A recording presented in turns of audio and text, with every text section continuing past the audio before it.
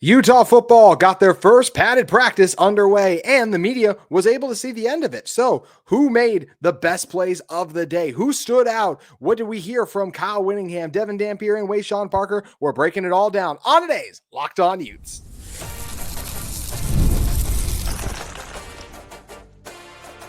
You are Locked On Utes, your daily podcast on the Utah Utes. Part of the Locked On Podcast Network, your team every day. Hello, everyone, and thank you for making Locked On Utes your first listen and view of the day. We are part of the Locked On Podcast Network, available wherever you get your podcasts, as well as on YouTube. If it's your first time listening to the show, make sure you like and subscribe. You can follow us at Locked On Utes on X as well. My name is JT Wistrcill, former intern inside the University of Utah Athletic Department. Elijah Grayson Murray of Athlon Sports is all Utes here with me. Elijah was present today for the practice, got to check the end of it out. And Elijah, there was a lot of excitement for Devon Dampier, Wayshawn Parker, other of the new additions that Utah had. But at least in what's been reported so far, it does seem like Nate Johnson was the star of the show. I've seen pretty much every beat writer talk about that. Hey, Nate Johnson made a big play. Even Josh Furlong said Johnson's big play today went for a touchdown. So Nate Johnson seems like he was the guy who stood out a lot today, Elijah.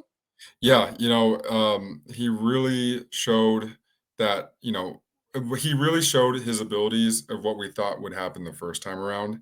He's still super electric, and obviously I know his 1 year at Vandy didn't necessarily go as he planned, but it seemed like he's going to, be really good for the offense. And Witt echoed that, saying that it's wonderful to have a Swiss Army knife such as Nate back in the fold. And so, his touchdown run, based on what Josh said, and he's just very electric, and he hasn't lost a step. I think he's matured a bit more as well in his play.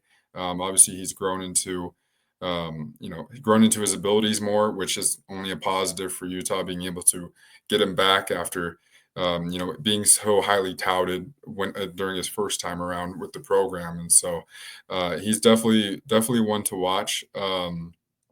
As camp goes forward, and I'm really excited to see what he can do as the season begins, for sure. Yeah, I'm incredibly excited as well. And Nate Johnson's a guy that I'm still a believer that he can make plays for this Utah team. So encouraged that he was off to a strong start. For those of you that might be saying like, hey, Nate Johnson made this play. So what does we see from Jason Beck's offense? What does it look like? Well, Steve Bartle of KSL Sports highlighted it pretty well when mentioning how the Utah media is going to be allowed to cover spring ball. Can't talk scheme specifics, but the athletic ability is still definitely there for Nate. That's what Steve tweeted out. So can't get into scheme specific stuff, unfortunately, when talk about all this, but we still got to see you guys got to see several plays today. And, Joe Coles even tweeted out the top two QBs were Devon Dampier and Isaac Wilson. We can talk about how they played in a moment, but Isaac Wilson being QB2 is interesting because some might say, well, he is the guy who's been at Utah like for last year to now, but it's still a new offense. So the fact that Wilson was still after Devon Dampier getting the snaps, that's still noteworthy to me, Elijah.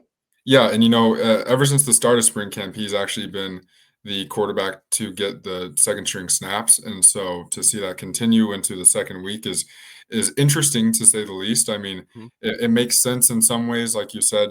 He's been with the program, but again, it's a completely new system, and so it could also be the fact that outside of him and Dampier, there's no other quarterback who has a college football snap. And so maybe that could be, kind of the insurance policy, just in case, because, you have a lot of talent behind Isaac and Dampier. Zerbrug, you have Ficklin. And so you have these guys who are very talented and have very diverse skill sets at the quarterback position.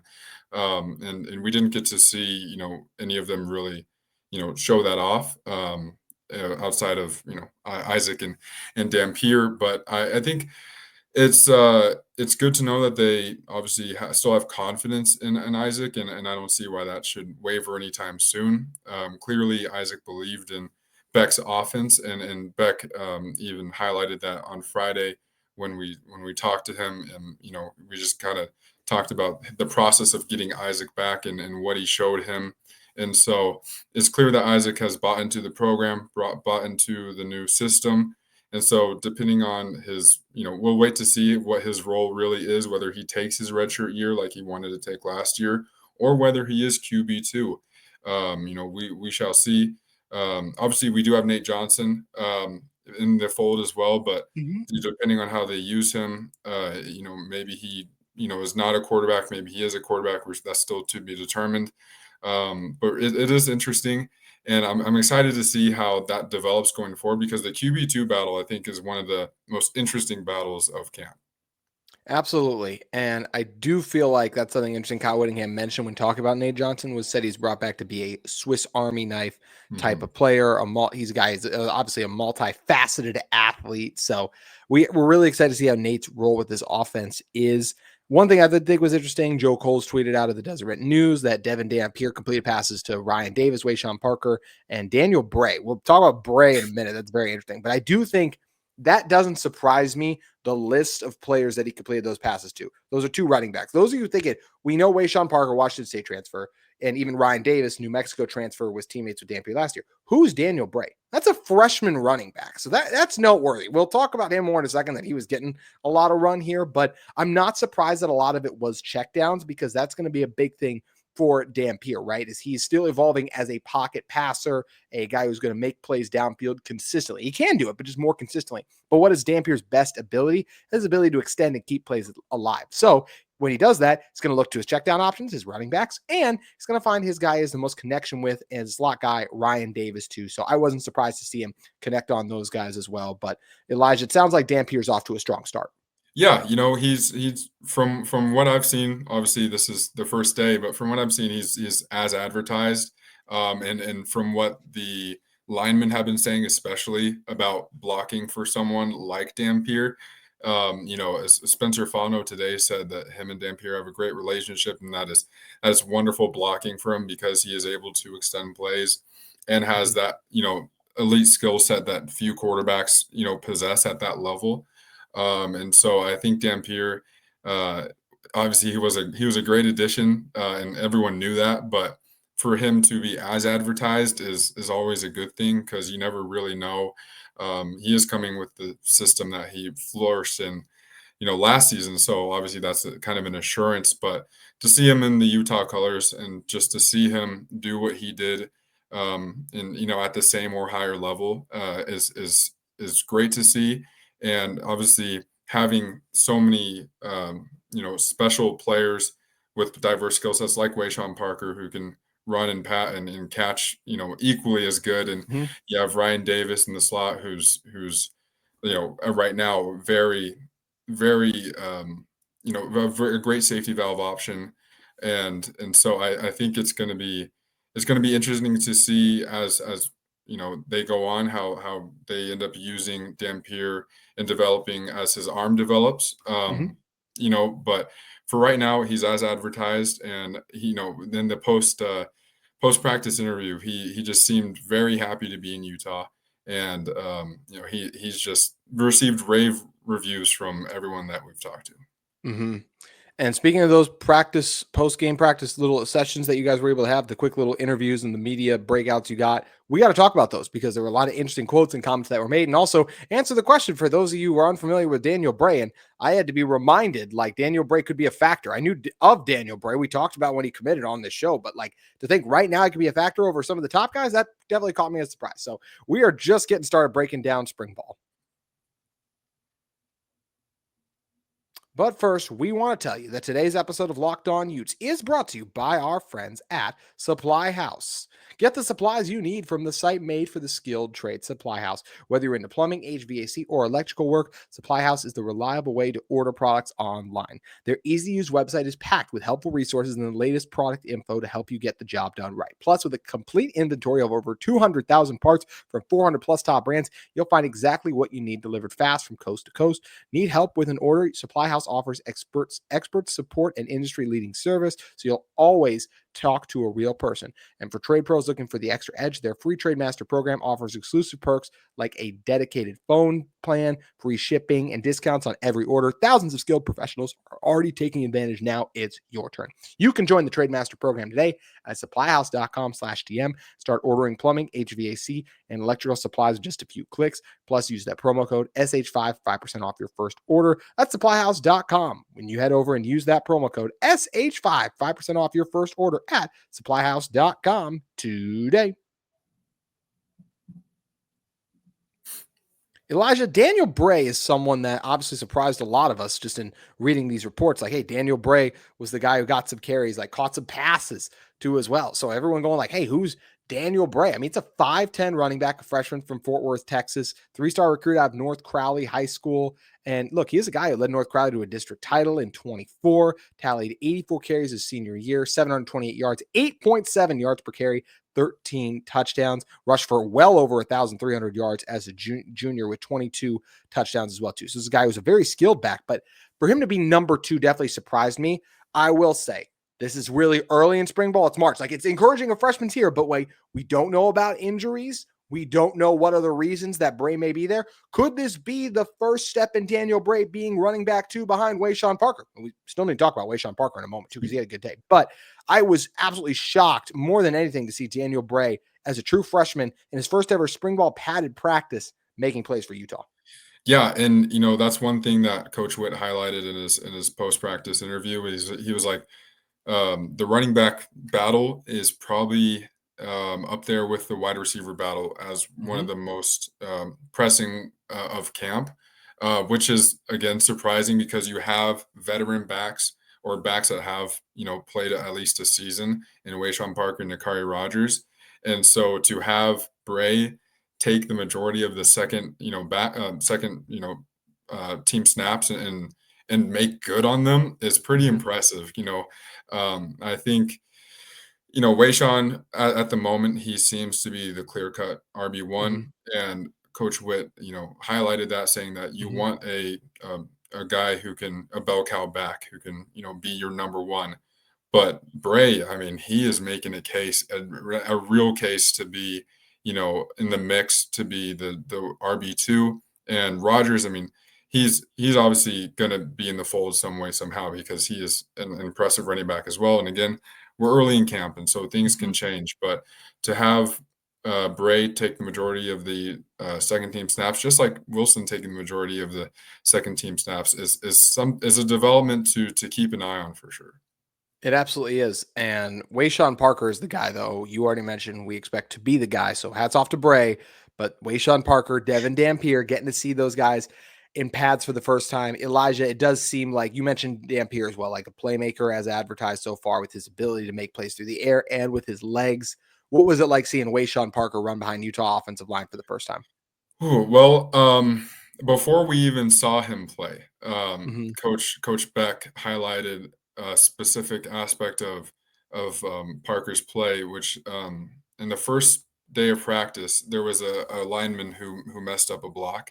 And so instead of, staying in his focus and then saying, oh, I got to hit this hole no matter what, he built off of that mistake and made a play out of it. And Beck was just like, for a guy that's young, this is super impressive. And so I think that's just that's really what you can say about Parker is impressive. He is, I mean, his build already is insane.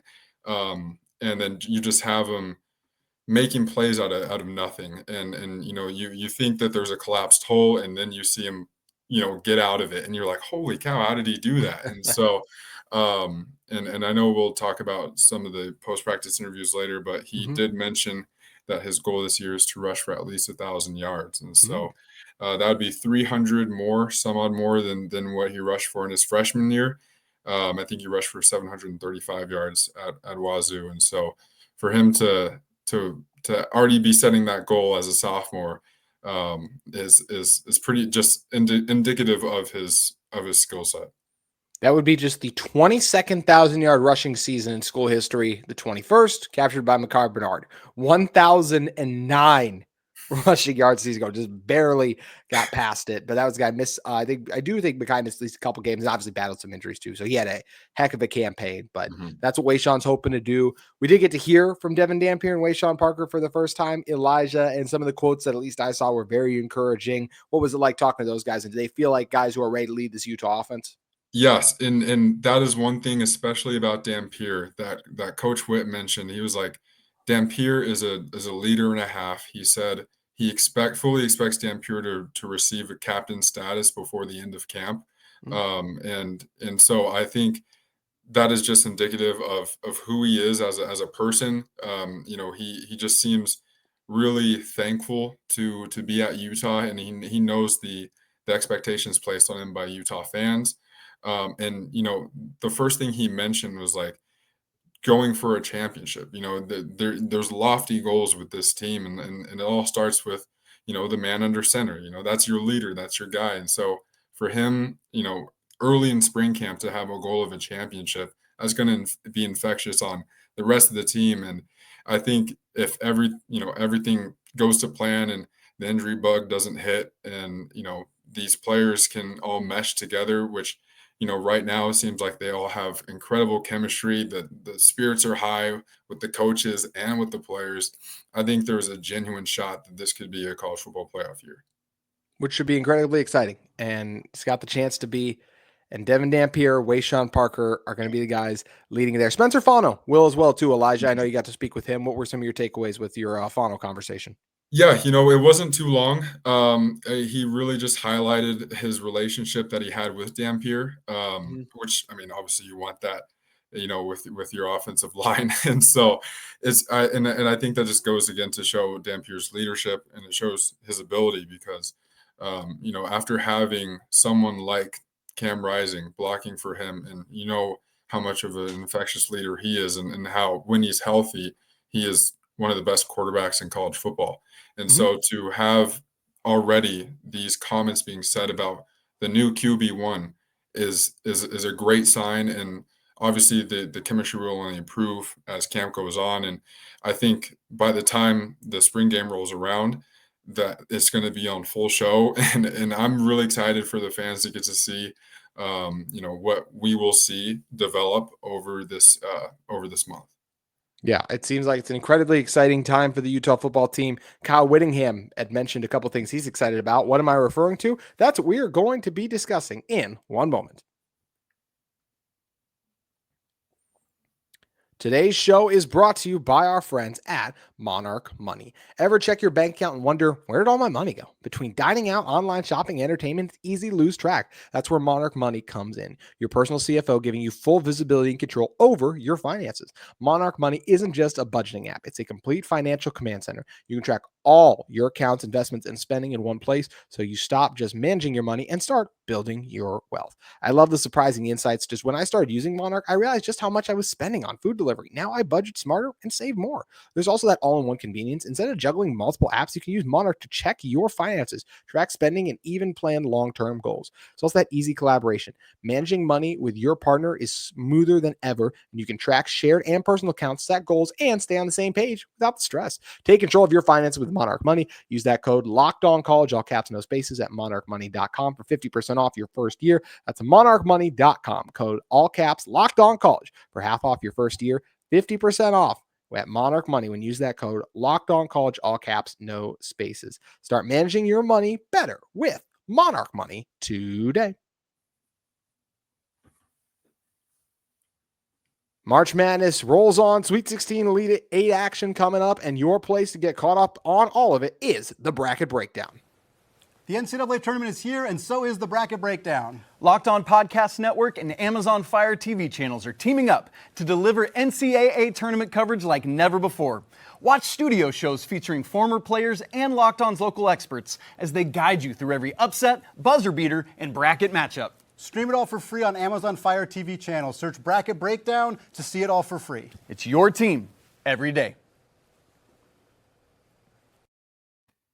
Alrighty, Elijah. March Madness is going to be fun this weekend, but we got our own March Madness when it comes to Utah football right now. Kyle Whittingham up on the hill got to talk about some of his thoughts from week 1 of spring ball. Always interesting when we get to hear from Coach Witt when talk about things he said. I thought it was interesting. He did highlight some of the position battles, talked about wide receiver, also just that cornerback spot opposite of Scooby Davis too. The wide receiver battle is one I am just fascinated by. There are so many guys, Otto Tia, Justin Stevenson, just a couple off the top of my head. Zacharias Williams, a guy who broke out towards the end of last year. There's a lot of names in that room, so I'm excited to watch those battles. Kyle Whittingham's obviously making note of them as well. What were some of your takeaways from your time with Kyle? Yeah, the wide receiver battle obviously is probably the one that's under the magnifying glass the most this camp. You have so many new names in the fold, and the same thing with the cornerback room. You especially with Scooby Davis. You have Smith Snowden as a lock, right? No matter where they play him, he's a lock in that room. But you have Smith Snowden, you have Cotton, you have so many guys, and you have a difference from last year to this year, and that the height that that the team has is going to help close passing windows, and it'll just be a massive difference in terms of the passing game for the defense, and Coach Shaw highlighted that on his interview on Friday. But back to the wide receiver room, Ryan Davis has been really highlighted as a solid player and so far in camp, and it makes sense because he is coming with Dampier, so he already has his quarterback, he already has his offensive coordinator, so he knows what's going on. And so I'd expect him to be really familiar and making waves early on. I'm really excited to see what Otto Tia can do in the fold, because I still think he'll be our wide receiver 1 going into the season. He's a incredible talent, and he's a big guy, and so that's going to be interesting to see. Hunter Andrews also, him moving to tight end, he could potentially be tight end 2, depending on how they use him, or if they need to use him in another position, moving him around again. But I think he'll probably stick at tight end for now. But no, Witt seems kind of renewed, and he's really highlighted the new energy around camp, around the players, around the staff.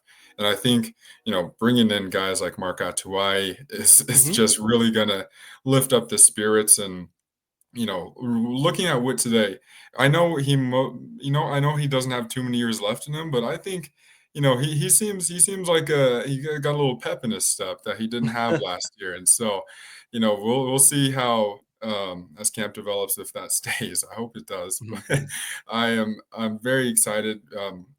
Based on Witt's tone alone, it's hard not to get excited. It's hard to pick him up on video and stuff where we are. So I don't post them on my account, but from what the others are posting on, with his quotes and stuff, it's hard not to get excited, because Witt, he's a very low down guy, like he's not really going to give you much in terms of emotion or really in terms of developments. But this year he's just been really upbeat, and it's kind of like night and day from last season. I know last season took a toll on him when he said it was probably the most toughest season of his entire career. And so it's good to see him back in good spirits. It's good to see the squad, just really, blending together, and really, kind of bringing a new spirit with all the young bucks coming in. And so, and with the veterans, teaching them the Utah way. Obviously, that's super important for Utah. And so I'm very excited to see what happens. And man, it's just it kind of gives me goosebumps to know what this season could potentially be. It could be an incredibly special one for Utah. Spring ball building a ton of momentum. Elijah, whether it's something you saw today in the first practice, I know you guys only got to see about 20 minutes, I believe, or just like something you heard from a coach or a player that we haven't brought up yet, or even going back to Friday, is there anything else you want to add so far as Utah spring ball gets underway that we haven't talked about yet? Let's see. I got to try and stay on the eggshells as best I possibly can. But, oh man, I mean, we already talked about Bray.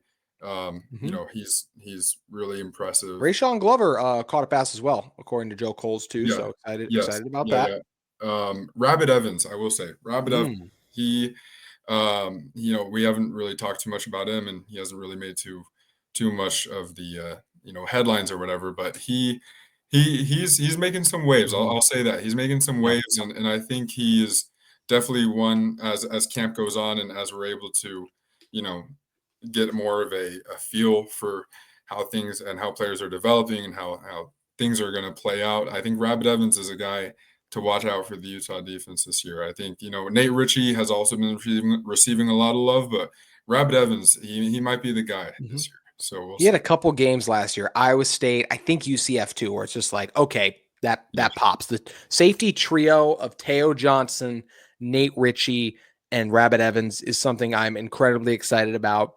Then you get a secondary that Elijah Davis and Smith Snowden feel like the guy's likely to start. I've said for a while that the UC Davis corner, Blake Cotton, is a guy that incredibly excites me. Don Saunders from A&M excites me, but Blake played more than Don did. So when you're getting veterans in, even if one's Big Sky, shout out Big Sky, versus what you're going to get at SEC, I still want the guy who played more. So that's why I look at Blake there. And then, lots of other new pieces that Utah is working out too. We actually saw in one of the tweets, just like, or not even shouldn't say new pieces, but one thing to know as well, like just guys like getting back in the flow is like Lander Barton nearly picked off a pass from Devon Dampier, according to Joe Coles in this as well too. So that shows, he's right there.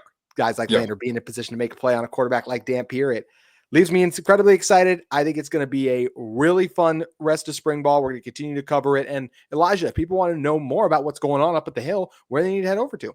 Yeah, you can follow me on my X account at Elijah G. Murray. I post all the post-practice interviews, all the coaches' interviews. And so if you want to feel as if you were in the scrum, just go to my account and watch those videos. And I appreciate all the love that I've been receiving on them. It's good to be able to post them in my last little hurrah for Utah before I graduate. And so go over there. I'll be posting all spring camp. And so another thing I want to mention, Teo Johnson ran a 4.38. 40-yard dash, and so he is just developing like crazy, and I expect this to be like his year where he is, definitely like a lock to go pro, and like maybe the top 3 rounds even. So I thought last year could be like his last year, but this year definitely seems like it will be, right, Elijah? Yeah, I think it will be, but I think he has the mindset to where he wants it to be. Like he wants to make a statement to where there's no doubt that he's going to be a pro. And so, we're talking to him as, he's a great kid. And so talking to him, he just seems really motivated, really excited. And, him and Lander are best friends. And so I see them both going together, but that also means that we're going to get 2 incredible seasons out of both of them as well. It feels like we're heading that way as well. Got an incredible show out of you today, my friend. Thank you so much for coming on and breaking it all down. Make sure you guys head over to Athlon Sports' All Utes coverage, where they break down everything Utah related. Thanks again, Elijah. Of course, anytime. That's going to do it for today's Locked On Utes. We'll be continuing reacting to all things going on up at the Hill and around the world of Utah athletics on tomorrow's Locked On Utes.